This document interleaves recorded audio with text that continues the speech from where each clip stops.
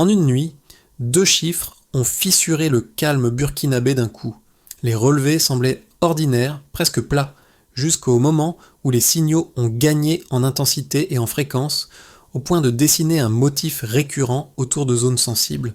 Ce glissement, discret mais mesurable, a mis à nu des failles de validation, de partage d'informations et de coordination entre unités locales et centres, révélant qu'une intrusion en gestation pouvait être prise pour du bruit de fond. Alors, qu'est-ce que cela implique pour vous avec Ibrahim Traoré ? Parfois, un détail décide tout. Cette analyse promet une chose simple: comprendre comment un décalage minuscule dans les données peut modifier une stratégie nationale entière. En 10 à 12 minutes, le lecteur verra comment une attention méthodique aux signaux faibles peut protéger un pays avant que la menace ne devienne visible. L'enjeu dépasse un épisode technique, il touche à la crédibilité de la défense, à la confiance des citoyens et à la capacité d'un État à agir vite sans surréagir. Dans le cas du Burkina Faso, chaque minute perdue peut amplifier un risque déjà latent. Ce récit ne cherche ni l'héroïsation ni l'alarmisme, mais une lecture rigoureuse des faits disponibles.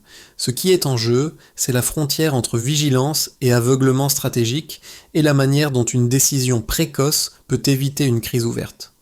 En moins de quelques heures, un signal faible est devenu un indicateur stratégique exploitable. Les relevés ont montré une densification mesurable des signaux, non pas concentrés sur un point unique, mais répartis sur plusieurs zones éloignées, ce qui a immédiatement écarté l'hypothèse d'un simple incident technique localisé. Au départ, l'écho SICMOI, le contexte ne semblait pas alarmant.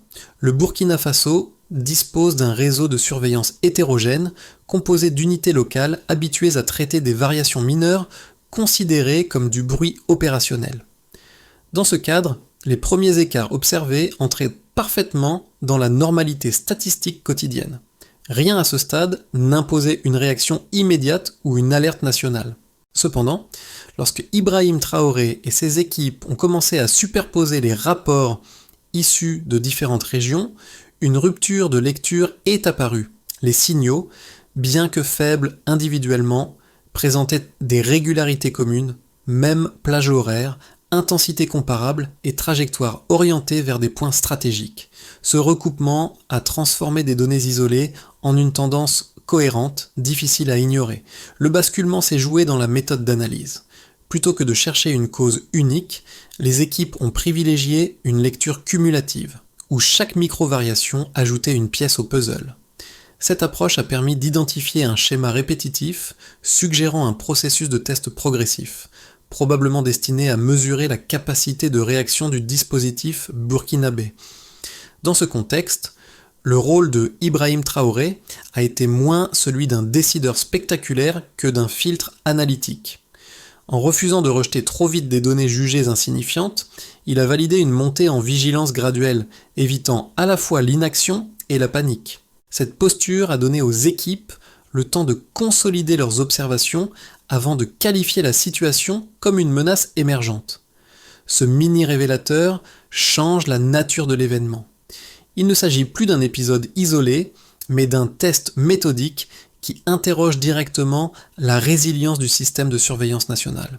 À ce stade, une question reste ouverte. Combien de signaux similaires avaient été ignorés auparavant, faute d'une lecture transversale ?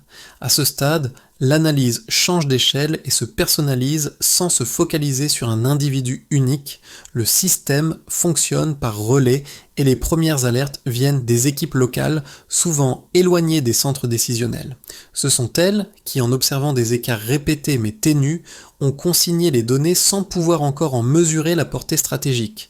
Leur rôle a été déterminant, car sans cette discipline de consignation, aucune lecture transversale n'aurait été possible. Lorsque les rapports ont commencé à circuler, Ibrahim Traoré a servi de point d'alignement plutôt que de centre exclusif de décision. Son intervention s'est traduite par une exigence méthodique. Comparer plutôt que trancher, accumuler plutôt que rejeter. Cette posture a permis de donner du poids à des signaux qui, isolément, auraient continué d'être classés comme anomalies mineures. Un premier impact concret est alors apparu. Les unités ont cessé de travailler en silo, partageant leurs relevés dans un cadre commun. Ce simple changement de pratique a accéléré la compréhension de la situation sans ajout de moyens techniques. Dans certaines zones sensibles, cette coordination précoce a permis d'ajuster la vigilance et de mieux couvrir les trajectoires suspectes, réduisant les angles morts. Un second effet, plus discret, a touché la chaîne de confiance interne. Les équipes locales ont vu leurs observations prises au sérieux, ce qui a renforcé leur rigueur et leur réactivité.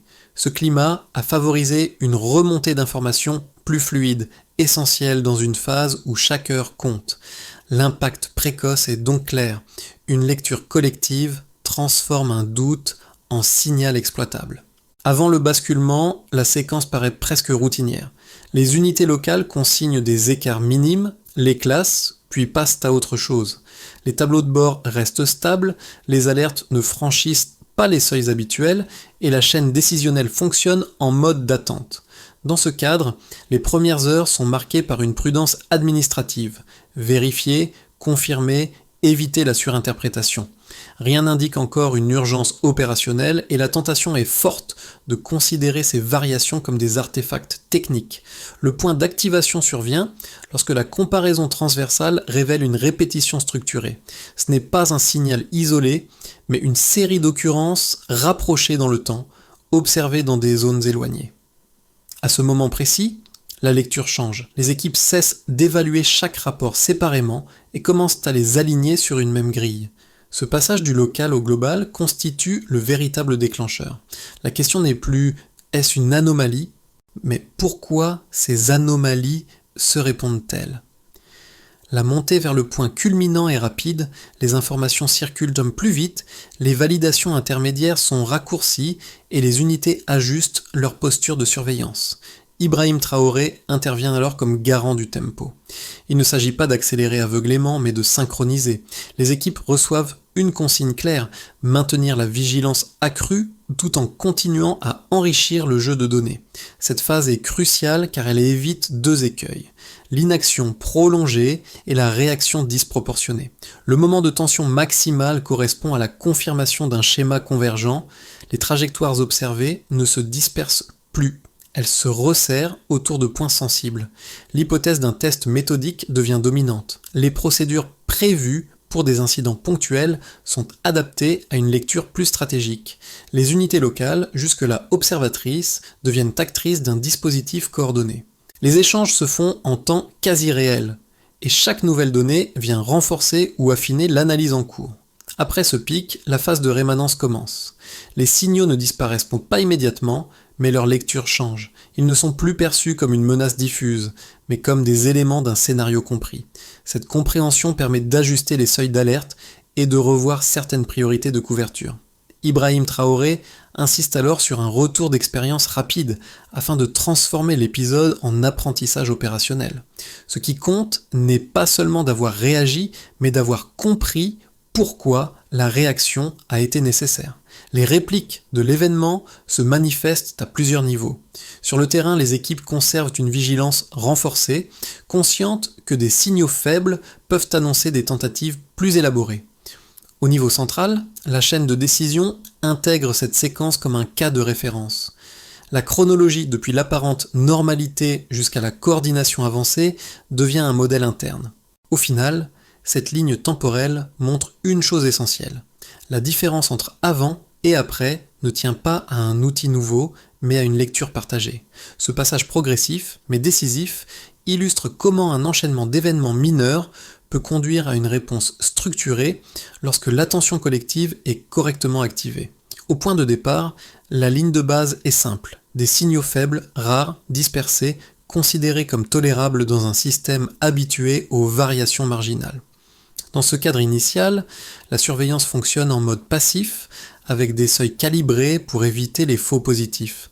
La situation bascule lorsque l'écart entre cette base et l'état observé devient mesurable, non par un pic spectaculaire, mais par une accumulation cohérente. Premier indicateur, l'intensité des signaux. Au début, elle reste proche du niveau de référence, avec de légères fluctuations jugées normales. Puis, sur une courte fenêtre temporelle, l'intensité augmente de manière progressive mais constante. Cette hausse, modeste en valeur absolue, suffit pourtant à franchir un seuil analytique. Elle indique une adaptation délibérée plutôt qu'un bruit aléatoire. En clair, le système ne fait pas face à une panne, mais à une interaction. Deuxième indicateur, la fréquence d'apparition. Initialement sporadiques, les signaux deviennent réguliers, les intervalles se resserrent, passant d'occurrences isolées à des répétitions à cadence quasi constante. Cette évolution transforme la lecture opérationnelle.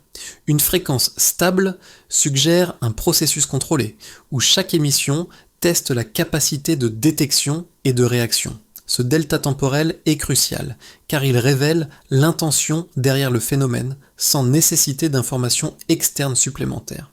Troisième indicateur, la direction des trajectoires. Au stade de la ligne de base, les signaux semblent erratiques, sans orientation claire. Avec l'accumulation des données, une convergence apparaît.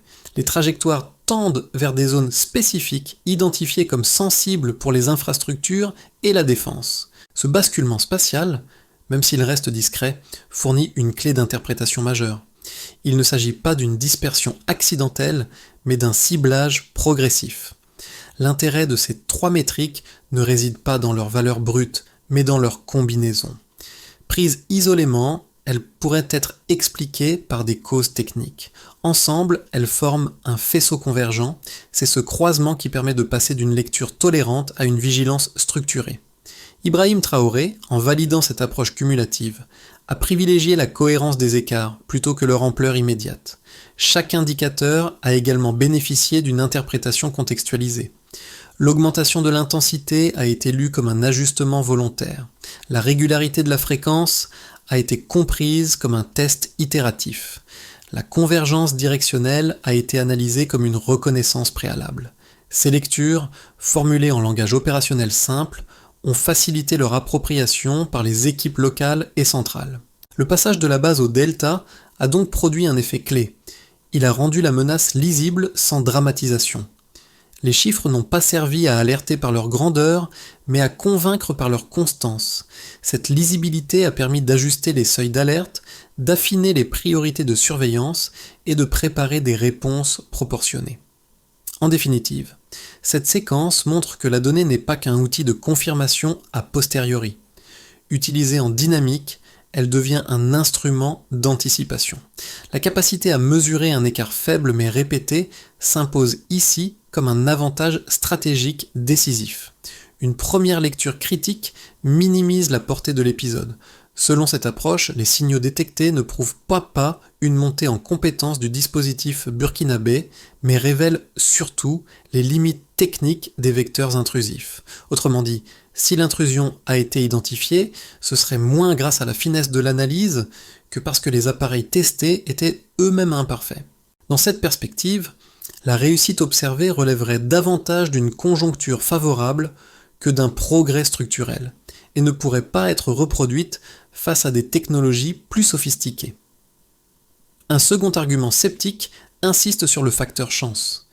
Les signaux se seraient concentrés dans des zones déjà surveillées, à un moment où les équipes étaient disponibles et attentives. Cette coïncidence aurait accéléré la détection, mais sans garantir que le système aurait réagi de la même manière dans un contexte plus diffus ou plus saturé. Pour ces observateurs, l'épisode serait donc un succès ponctuel, insuffisant pour tirer des conclusions générales sur la robustesse de la défense nationale. Ces deux arguments méritent d'être pris au sérieux. Ils rappellent que la performance d'un système ne se juge pas sur un cas isolé et que toute extrapolation comporte des risques. Toutefois, l'analyse des données disponibles apporte une réponse nuancée. Le point central n'est pas la sophistication des intrusions, mais la manière dont des signaux faibles ont été interprétés collectivement. La valeur ajoutée ne réside pas dans l'outil, mais dans la méthode. La réponse burkinabé s'appuie sur des éléments observables. D'abord, la détection n'a pas reposé sur un signal unique, mais sur une accumulation cohérente d'écarts analysés dans le temps et dans l'espace. Ensuite, la coordination entre unités locales et centres a réduit les délais de validation indépendamment du niveau technologique de la menace. Enfin, la capacité à ajuster les seuils de lecture en cours d'événement montre une plasticité organisationnelle rarement présente dans des systèmes rigides. C'est ici que l'approche défendue par Ibrahim Traoré prend tout son sens. Plutôt que de surévaluer un succès ou de le banaliser, elle accepte l'incertitude tout en consolidant les apprentissages. Cette posture ne prétend pas à l'invulnérabilité, mais elle améliore la probabilité de réaction pertinente lors des prochains tests. Ainsi, le débat ne se tranche pas entre réussite totale et simple hasard. Il révèle une progression méthodologique réelle, encore fragile, mais suffisamment tangible pour justifier une vigilance renforcée et des ajustements continus. Le basculement ne tient pas à un nouveau signal, mais à une relecture de l'ensemble. Jusqu'ici, chaque indicateur était traité comme une confirmation supplémentaire. À ce point précis, ils deviennent un système. Les équipes comprennent que ce qu'elles observent n'est pas seulement une tentative d'intrusion, mais un exercice de calibration mené par un acteur extérieur pour cartographier les réactions possibles du Burkina Faso. Cette prise de conscience modifie immédiatement la posture. Il ne s'agit plus seulement de détecter, mais d'éviter de trop en révéler. Les ajustements opérés sur le réseau de surveillance visent autant à améliorer la lecture qu'à contrôler ce qui est perceptible depuis l'extérieur. Autrement dit, la défense cesse d'être uniquement réactive et commence à intégrer une dimension dissuasive, même minimale. Dans cette phase, Ibrahim Traoré joue un rôle d'arbitrage stratégique. Il valide une ligne prudente, répondre suffisamment pour sécuriser les zones sensibles sans transformer chaque signal en démonstration visible de capacité. Cette retenue est essentielle car elle empêche l'adversaire potentiel d'affiner trop rapidement ses propres paramètres d'analyse. Le révélation à mi-parcours réside donc dans ce changement de focale. L'enjeu n'est plus l'intrusion elle-même, mais l'apprentissage mutuel qu'elle implique. À partir de là, chaque décision est évaluée non seulement pour son efficacité immédiate, mais pour l'information qu'elle pourrait involontairement transmettre. Cette inversion de perspective marque un tournant durable dans la gestion de la vigilance nationale. Pour l'État, la conséquence la plus immédiate est organisationnelle. L'épisode a montré que la valeur ne venait pas d'un capteur supplémentaire, mais d'une capacité à relier rapidement des informations dispersées. Les chaînes de validation ont été raccourcies, les seuils d'alerte réévalués, et certaines routines administratives ont été repensées. Cette adaptation n'a pas transformé le dispositif en forteresse, mais elle a accru sa lisibilité interne. L'appareil étatique gagne ainsi en cohérence, un atout décisif lorsque les marges de manœuvre matérielles restent limitées. Sous l'impulsion d'Ibrahim Traoré, cette logique privilégie l'apprentissage continu plutôt que la recherche d'un coup d'éclat. Pour les entreprises, en particulier celles liées aux infrastructures et aux zones stratégiques, l'impact est plus indirect mais réel. La démonstration d'une surveillance plus attentive modifie les calculs de risque. Les acteurs économiques comprennent que certaines zones, auparavant perçues comme faiblement contrôlées, font désormais l'objet d'une lecture plus fine. Cela incite à ajuster les protocoles internes, à renforcer la coordination avec les autorités locales et à intégrer la sécurité comme une variable dynamique plutôt que statique. Cette évolution ne bloque pas l'activité, mais elle en redéfinit les conditions de prudence. Du côté des citoyens, l'effet est d'abord perceptif. L'opération rend visible un lien entre observation locale et sécurité nationale. Les signalements, longtemps considérés comme secondaires, acquièrent une légitimité nouvelle. Cette reconnaissance renforce un sentiment de participation collective. La sécurité n'apparaît plus comme une abstraction lointaine, mais comme un processus auquel chacun peut contribuer par une vigilance ordinaire. Cette dynamique reste fragile, mais elle constitue un socle de confiance, essentiel dans un contexte d'incertitude répétée. À l'échelle régionale, enfin, l'épisode envoie qu'un signal mesuré. Le Burkina Faso n'affiche pas une supériorité technologique, mais une capacité d'adaptation. Pour les voisins et les observateurs extérieurs, cela modifie la perception du pays.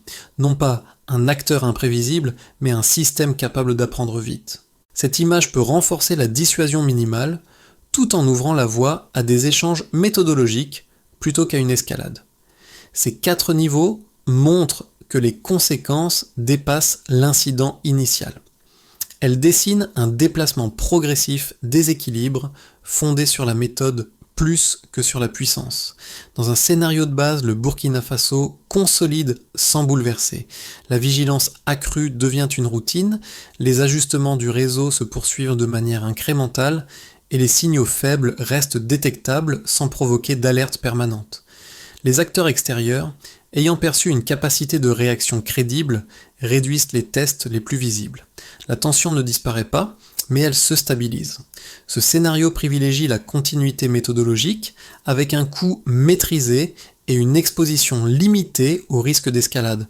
Le scénario optimiste repose sur un effet d'apprentissage accéléré.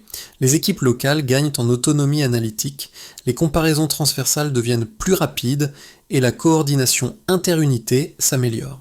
Cette progression renforce la confiance interne et ouvre la porte à des coopérations régionales ciblées, fondées sur l'échange de méthodes, plutôt que sur des transferts technologiques lourds. Dans ce cadre, la posture défensive du pays devient plus dissuasive, non par démonstration de force, mais par prévisibilité maîtrisée. Sous cette hypothèse, la vigilance se transforme en avantage stratégique durable. Le scénario pessimiste, en revanche, suppose une adaptation rapide des acteurs extérieurs. Les tests deviennent plus furtifs, les signaux plus fragmentés et les trajectoires moins lisibles. Le système burkinabé, bien qu'amélioré, atteint alors ses limites organisationnelles. La pression augmente, forçant des choix difficiles. Investir massivement dans des capacités nouvelles ou accepter une surveillance plus diffuse, donc plus risquée. Ce scénario expose le pays à une fatigue opérationnelle où chaque alerte mobilise des ressources déjà contraintes. Ces trois trajectoires ne sont pas exclusives.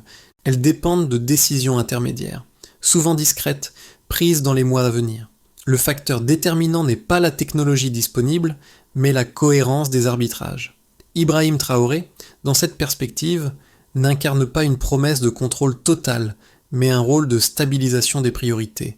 Savoir quand renforcer, quand temporiser et quand apprendre sans surréagir. La clé de lecture est donc conditionnelle. Si la méthode reste vivante et adaptable, le système gagne en résilience. Si elle se fige, elle devient prévisible. À ce stade, la question n'est pas quel scénario s'imposera, mais comment éviter que le pire ne devienne la norme par défaut. Pour les lecteurs directement concernés par les questions de sécurité, cet épisode rappelle une réalité souvent sous-estimée. La défense ne commence pas avec une intervention visible, mais avec la capacité à interpréter correctement des signaux imparfaits. Comprendre cette mécanique permet de mieux lire les informations publiques, d'éviter les réactions excessives et de distinguer une alerte crédible d'un simple bruit médiatique. Cette grille de lecture aide à rester vigilant sans céder à l'anxiété permanente. Pour les acteurs économiques et professionnels, le récit souligne l'importance de l'anticipation organisationnelle. Il montre que la résilience ne dépend pas uniquement d'investissements lourds, mais aussi de procédures claires, de circuits d'information fluides et d'une culture de la remontée des signaux faibles. Transposé à d'autres secteurs, ce principe vaut pour la gestion des risques, la continuité d'activité ou la prévention de crises internes. L'enjeu est de savoir détecter tôt ce qui, plus tard, coûterait cher à ignorer. Pour un public plus large, enfin, l'histoire touche à une dimension civique. Elle illustre comment des observations locales, souvent banales, peuvent contribuer à une sécurité collective lorsqu'elles sont prises au sérieux. Cette reconnaissance change la relation entre citoyens et institutions. Elle rappelle que la vigilance n'est pas synonyme de méfiance généralisée, mais d'attention partagée. Dans des contextes fragiles, cette nuance est essentielle pour préserver la cohésion sociale. Au-delà des profils, un enseignement commun émerge, la valeur du temps. Agir trop tard expose à la crise, agir trop tôt peut créer de la confusion. L'équilibre se joue dans la qualité de l'analyse, pas dans la vitesse brute. Cette leçon dépasse le cas du Burkina Faso et s'applique à toute situation où l'incertitude domine. En invitant le lecteur à se projeter dans ses dilemmes, cette partie ne cherche pas à convaincre, mais à outiller. Elle propose une manière de penser les risques contemporains avec plus de recul, de méthode et de responsabilité individuelle. La première étape consiste à unifier la collecte des données. Les unités locales doivent transmettre leurs relevés, via un canal commun, accessible en temps quasi réel afin de réduire les délais de recoupement. Cette action relève d'une décision organisationnelle plus que technique et peut être engagée rapidement avec un indicateur simple, le temps moyen entre l'observation locale et sa visibilité au niveau central. La deuxième étape porte sur la formation continue des équipes. Il s'agit moins d'ajouter des compétences nouvelles que de renforcer la lecture des micro-variations. Des sessions régulières, centrées sur l'analyse cumulative et la comparaison spatiale, permettent d'améliorer la qualité des signalements. Le critère d'évaluation n'est pas le volume d'alerte, mais leur pertinence opérationnelle. Troisièmement, le recalibrage périodique des seuils doit devenir une routine. Plutôt que d'attendre un incident, les paramètres de vigilance sont ajustés à partir des données accumulées. Cette démarche évite l'obsolescence des seuils et maintient une sensibilité adaptée au contexte réel. La mesure clé reste la capacité à détecter une tendance sans multiplier les faux positifs. Une quatrième étape concerne la formalisation des procédures d'intervention. Chaque phase, du premier signal à la réponse coordonnée, doit être documentée et partagée. Cette clarté réduit l'hésitation en situation de tension et facilite l'apprentissage collectif après coup. Enfin, Ibrahim Traoré joue un rôle de garant de cohérence. Son implication consiste à arbitrer les priorités, à éviter la dispersion des efforts et à inscrire ces étapes dans une temporalité réaliste. Le succès de cette feuille de route ne se juge pas à l'absence totale d'incidents, mais à la capacité du système à apprendre, s'ajuster et répondre sans rupture. Le fil conducteur de cette séquence ramène au même point que les premières alertes. Un détail observé, noté, puis partagé. Ce sont ces micro-écarts, longtemps relégués à l'arrière-plan, qui ont fini par dessiner une image cohérente. Le motif initial, fait de signaux faibles et de décisions prudentes, trouve ici son écho. Ce n'est pas l'ampleur de la menace qui a compté, mais la capacité collective à lui donner du sens avant qu'elle ne s'impose par la force. Dans cette trajectoire, Ibrahim Traoré n'apparaît pas comme un symbole héroïque, mais comme le point de stabilité d'un système en tension. Son rôle a consisté à maintenir la tension là où elle risquait de se dissiper, à rappeler que l'analyse précède l'action et que la précipitation peut être aussi dangereuse que l'inaction. Cette posture discrète mais constante a permis de transformer une vulnérabilité potentielle en apprentissage durable. Le rappel le plus fort tient peut-être à cette idée simple. La vigilance n'est pas un état d'alerte permanent, mais une discipline. Elle repose sur la confiance entre ceux qui observent et ceux qui décident. Lorsque cette confiance existe, même des ressources limitées peuvent produire une réponse crédible. A l'inverse, sans elle, les outils les plus sophistiqués perdent de leur efficacité. La phrase qui s'impose en conclusion est presque banale, mais décisive. Ce qui est vu à temps peut être compris, et ce qui est compris peut être contenu. C'est dans cet intervalle étroit que se joue la résilience. Cette séquence ne se referme pas sur une certitude, mais sur une invitation à réfléchir autrement. Elle montre qu'entre le signal ignoré et la crise déclarée existe un espace décisif, fait de méthode, d'attention et de choix gradués. Cet espace est souvent invisible dans les récits publics. Pourtant, il conditionne l'issue de nombreuses situations contemporaines, bien au-delà du cas burkinabé. Pour le lecteur, l'enjeu n'est pas de juger une opération ou une figure politique, mais de retenir une logique transférable. Dans un monde saturé d'informations, savoir distinguer l'important de l'urgent devient une compétence collective. Ce que cette histoire suggère, c'est qu'une réaction efficace commence rarement par un geste spectaculaire, mais par une capacité à écouter ce qui semble anodin. La trajectoire suivie sous Ibrahim Traoré illustre une chose simple. La résilience se construit dans la durée par accumulation d'ajustements discrets plutôt que par des ruptures de brutales. Cette approche n'élimine pas le risque, mais elle en modifie la gestion. Elle pose une question plus large sur la manière dont les sociétés, les institutions ou même les organisations privées apprennent face à l'incertitude. Alors, au-delà du Burkina Faso, une interrogation demeure. Dans vos propres contextes, quels sont les signaux faibles que l'on choisit d'ignorer aujourd'hui et que faudrait-il changer pour les entendre avant qu'ils ne deviennent impossibles à contenir ?